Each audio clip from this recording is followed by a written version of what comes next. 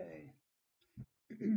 This is the Chapter 4 review worksheet for pre-calculus. And question number 1, f of x equals the absolute value of x minus 1. We're supposed to give the domain, range, and zeros of the following functions. About you, but I kind of like to look at a graph. And this is that parent function moved down 1. All right, so it is the absolute value, typical absolute value graph. So the domain is going to be all real numbers. The range is going to be everything greater than this. Okay, so y is greater than or equal to -1. And the zeros, excuse me, the zeros are, if I set this thing equal to 0, 0 equals the absolute value of x minus 1. I could add 1 to both sides and then apply the definition of absolute value, and x is plus or minus 1. So the zeros are 1, 0, and -1, 0. And had we done an accurate graph, or had I done an accurate graph, I would have seen that, yeah, it goes through right there. Okay. Number 2, we have f of x equals the square root of 9 minus x squared. And I don't know if you remember, but this is a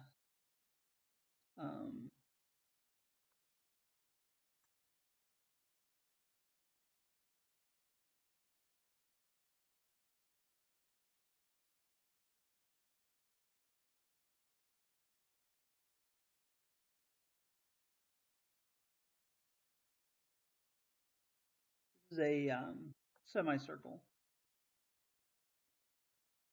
And if you look at this on your calculator, there's a little bit of graph or error. Okay. If you plug in 0 here, you get 3. And if you plug in -3, you get 0. And if you plug in +3, you get 0. This is that semicircle, top half of it. And if you graph this on your calculator, it doesn't show it going all the way down to the axis. Okay, that's where we have to know that, yes, indeed, it is supposed to go all the way down to the axis. And so as far as the domain is between -3 and 3. The range is from 0 to 3. And the zeros are, you can tell from your graph, at 3, 0 and -3, 0 and 3, 0. Okay. And again, to find those zeros, we can always 0 equals the square root of 9 minus x squared. So square both sides. Add x squared. Take the square root of both sides. And x is plus or minus 3.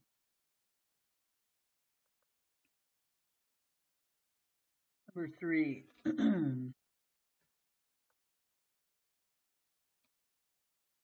Let f of x,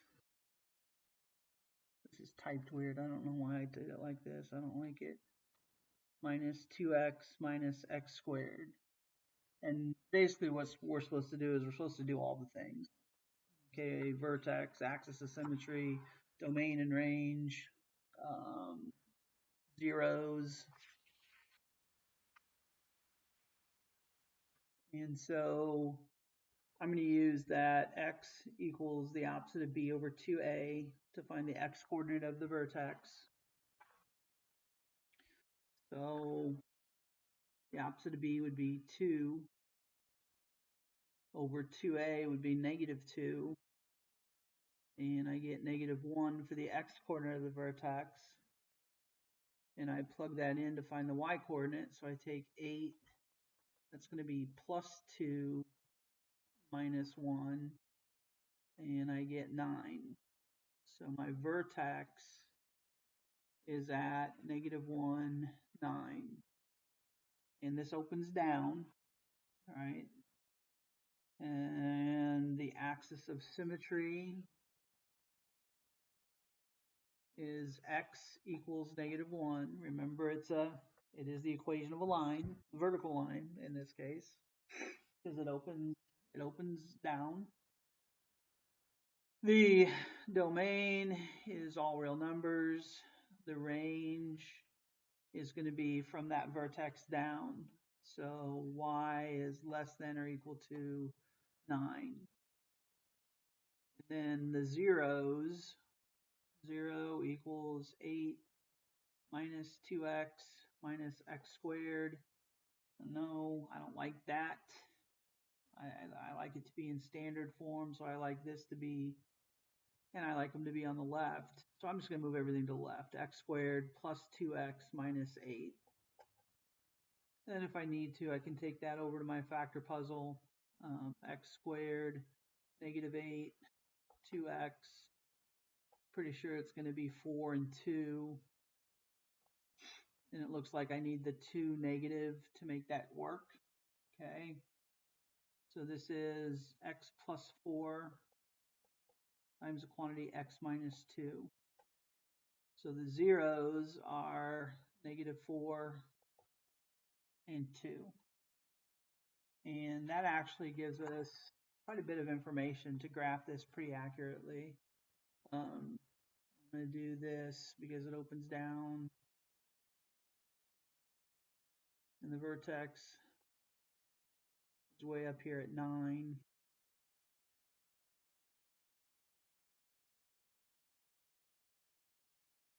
So the vertex is at -1, 9, which is here. For kicks and giggles, the y-intercept would be at 0, 8, which would put the axis of symmetry would put that other point right here.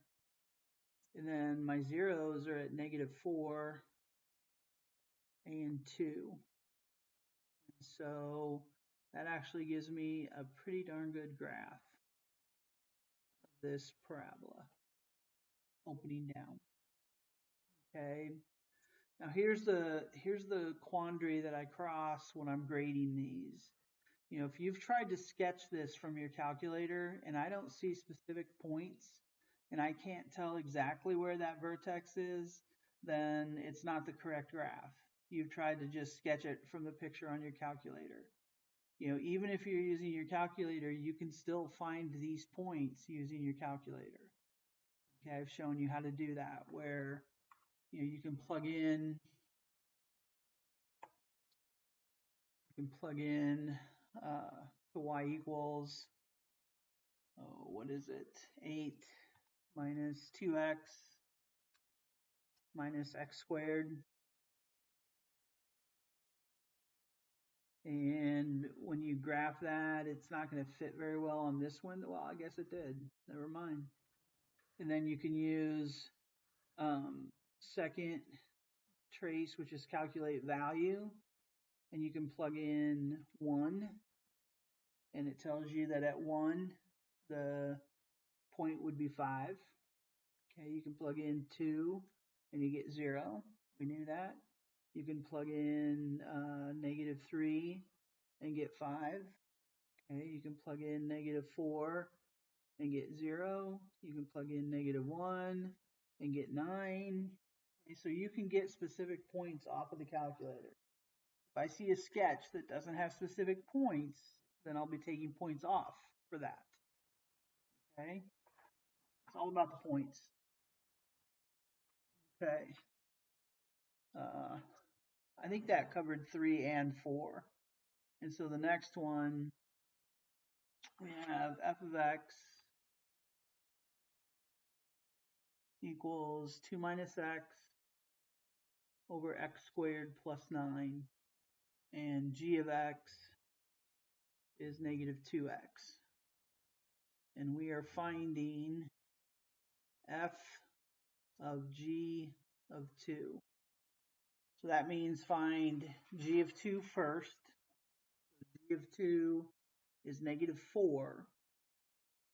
So now find f of negative 4. And let's see, that's going to be 2 plus 4 on the top. This would be minus negative 4, so 2 plus 4 on the top.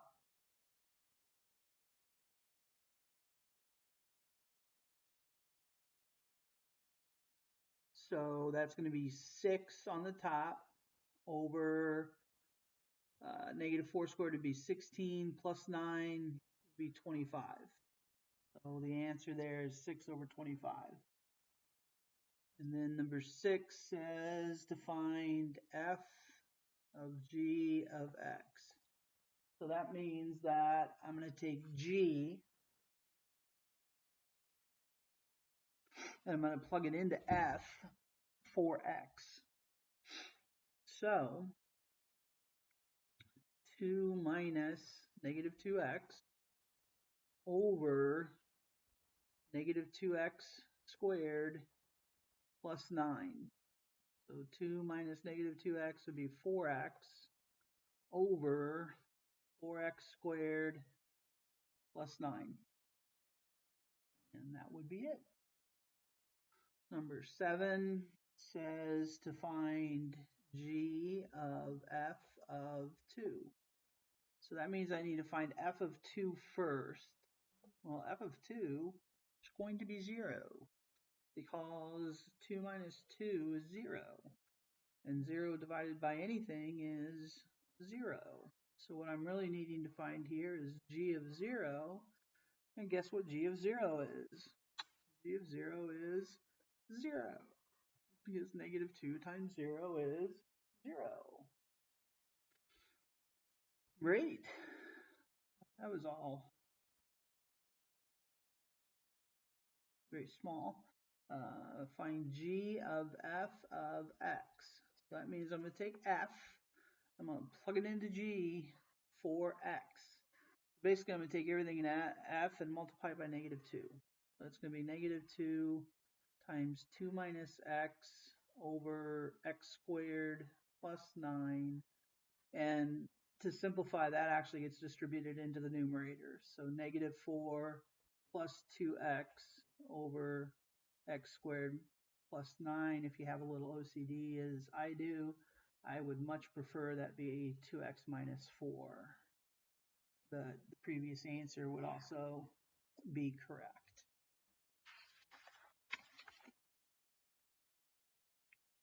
Okay. Brings us all the way up to number 9, where we have x cubed plus xy equals 6, and we are supposed to test for symmetry in the x-axis, which means that xy gets mapped into x minus y. So x cubed plus x times minus y equals 6. Is that the same or different? It's different, so it's no symmetry there. B, the y-axis. So that means xy gets mapped into minus xy. So let's see. I replace x with minus x cubed plus minus x times y. And is that the exact same equation? I think not. Okay. C, the line y equals x, which means xy gets mapped into, I don't know why I didn't write an order pair there. Xy gets mapped into yx. So I interchange them. I get y cubed plus yx equals 6, and no. And then for D, the origin. So for the origin, xy gets mapped into minus x minus y. And so we'll have minus x cubed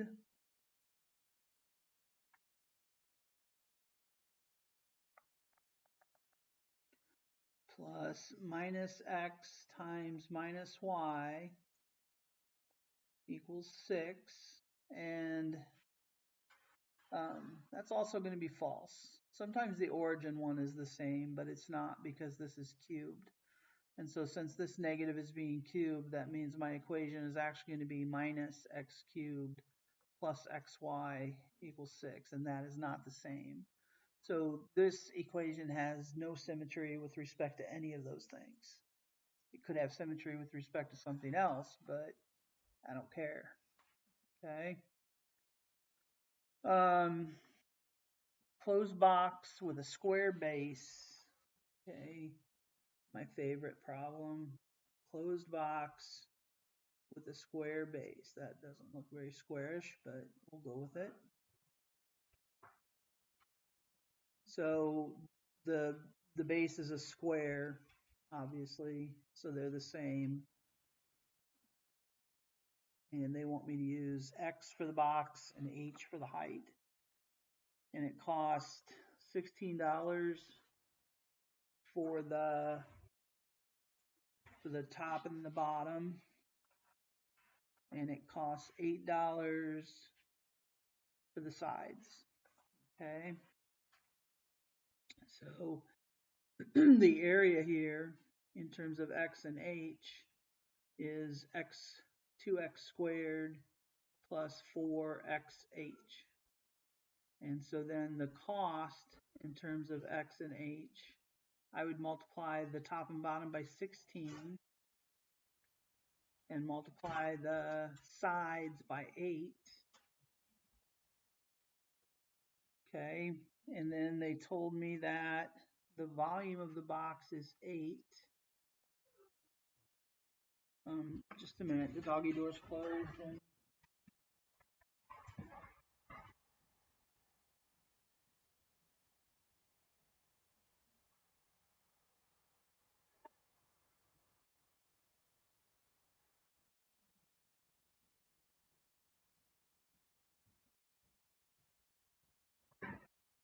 Sorry, the doggy door was closed and Polly was crying to be let out. So, got to do that, right? So we want the cost equation as a function of x alone. We want to get the h out of there. So h is equal to 8 over x squared. So the cost equation in terms of x only, okay, is going to be 32x squared plus 32x times 8 over x squared. And we clean that up. C of x is 32x squared. 32 times 8 is 256 over x.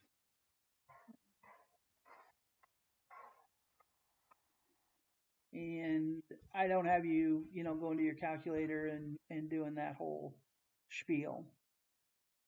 Okay. All right.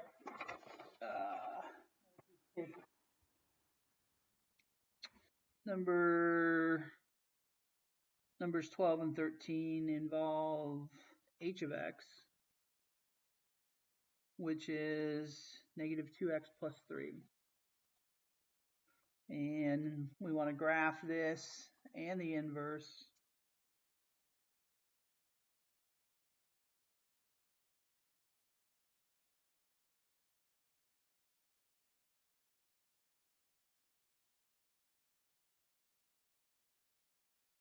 So the graph of h, if I plug in negative 1, I get 5. If I plug in 0, I get 3. If I plug in 1, I get 1. So negative 1, 5, 0, 3, and 1, 1. So there is h of x. Okay. For the inverse then, I'm going to graph 5, negative 1, 3, 0, and 1, 1. So 5, -1, 3, 0, and 1, 1. Oh dear. And there's the inverse. Okay. So graph them and then find a rule. So y equals -2x plus 3, which means x equals -2y plus 3. X minus 3 equals -2y. So y is -1/2 x plus 3/2, which means h minus 1 of x is -1/2 x plus 3/2. And the domain for the inverse, all real numbers. The range for the inverse, all real numbers. Nothing exciting there.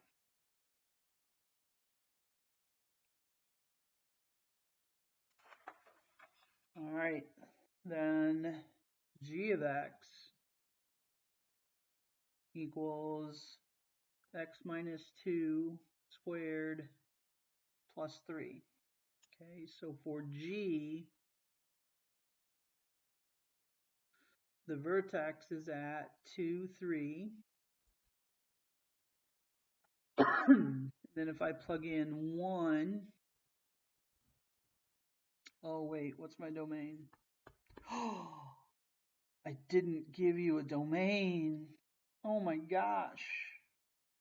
It's okay. We'll add that in. We're going to say x is greater than or equal to 2. So I'm not going to plug in 1. I'm going to plug in 3. So 3 minus 2 is 1. Squared is 1. Plus 3 is 4. Then I'm going to plug in 4. And I'm going to get 4 minus 2 is 2. 2 squared is 4. Plus 3 is 7. So that means my inverse, the vertex is going to be 3, 2, and it's going to go through 4, 3, and then it's going to go through 7, 4.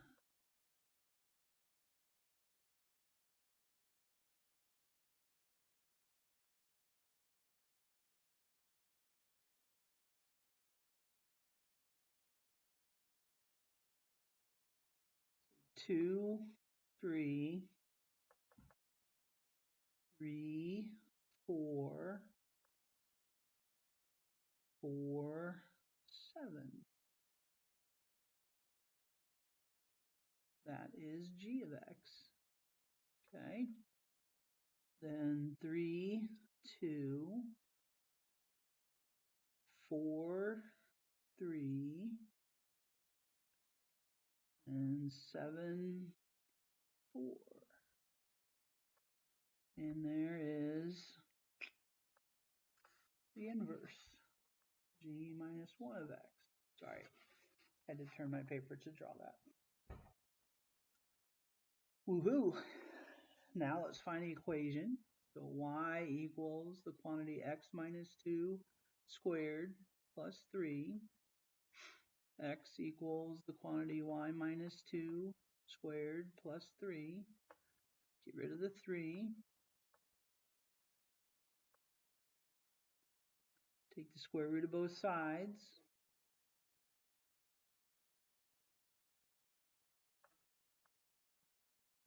Add 2.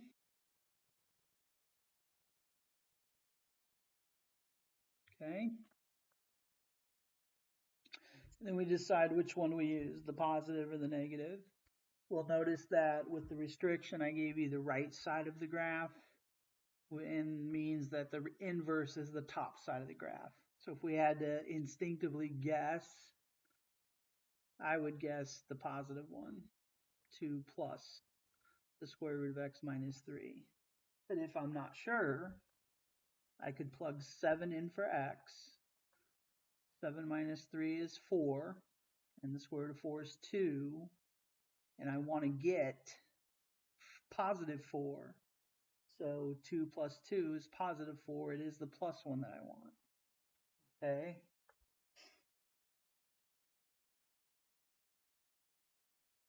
So now on this one, the domain here, well, I like to look at the domain here. The domain here is, I gave it to you, x is greater than or equal to 2.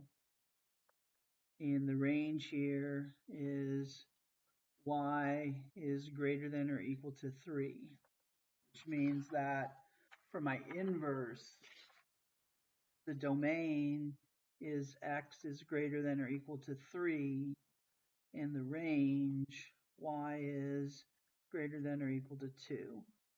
And you can look at both of those things this way and do that way, or you can just look at the graph. You know, here in the graph, here's x at 3, so my x values are greater than or equal to 3, and here's my y at 2, so my y values are greater than or equal to 2. So you get that both ways. Either way, looking at the original function or looking at the graph of the inverse to get that. And then last, we're supposed to prove this one, okay? And you guys could use a little bit of work on your notation with the proof from the quiz that we took.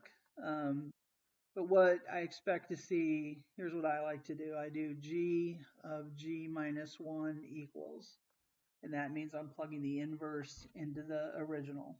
So that's going to be, the inverse is 2 plus the square root of x minus 3, and then that is minus 2, and that's being squared, and then that's plus 3. So my first thing I simplify is that 2 and that 2 wipe out. And so I have the square root of x minus 3 squared plus 3. Now I square this, and that undoes the square root, so I have x minus 3 plus 3, which is x, which is what we're supposed to get, all right? And those are the steps I should show to get it, and this is how I should identify which composite I'm proving at that time. So my next composite is going to be g minus 1 of g, which means g is going to get, the original is going to get plugged into the inverse. So that's going to be 2 plus the square root of x, which is x minus 2 squared plus 3. And then that still has a minus 3 in there. And then the first step, I show that plus 3 minus 3 is gone. And then when I square root the thing that's squared, we get x minus 2, and now we add like terms and we get x. It's for the positive side. On the quiz we did the negative side, and we did a couple of those.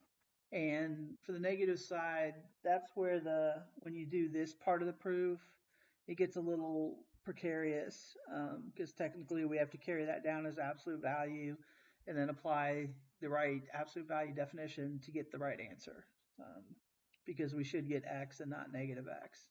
But when I choose to give you the positive side, it works out perfect every time. So I don't know what I did on the test, but obviously here we went with the one side. So anyway, that is it for that test, and which is also your final. So all is good.